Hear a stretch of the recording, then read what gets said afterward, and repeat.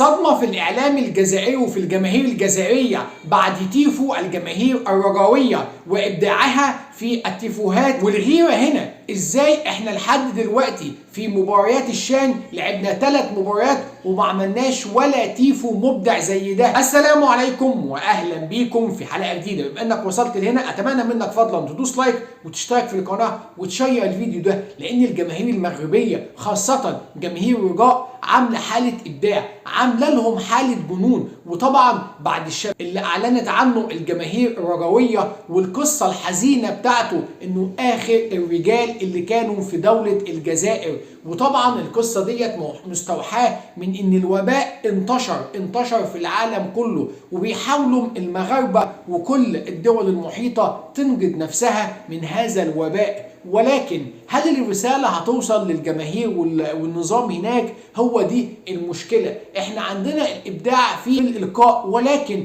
المشكلة الغباء في الاستقبال. وطبعا الجماهير الرجوية عملت تيفوهات اكثر من رائعة، اخرهم الرجل الاخير، ومن قبلها ردا على حفيد نيلسون مانديلا، وجماهير كتيرة عملت منها صحراؤنا وطننا، وتيفوهات بالفعل لفت العالم العربي كله واثبتت ان الجماهير المغربيه مبدعه. المشكله هنا بقى ان الجماهير الجزائريه قالت احنا لازم نرد على التيفوهات اللي بتعملوها المغرب. احنا عندنا بطوله وبطوله مهمه بالنسبه لهم اللي هي بطوله الشان، المفروض اللي لم يحضرها اغلب المنتخبات الكبرى زي ما قال جواد بدة، وده اللي عمل لهم حاله هستيريا. قالوا ان احنا لازم نعمل تيفو عظيم زي ما هم بيعملوا، واخر تيفو عملوه هو استقبال صامويل ايتو. شايفين التيفو؟ شايفين جماله؟ شايفين حلاوته؟ هو ده التيفو، هو ده اخرهم. بس طبعا لما يشوفوا الاسطوره اللي بيعملوها جماهير الرجاء، هل بالفعل هيقدروا يعملوا نفس الجمال اللي هم بيعملوه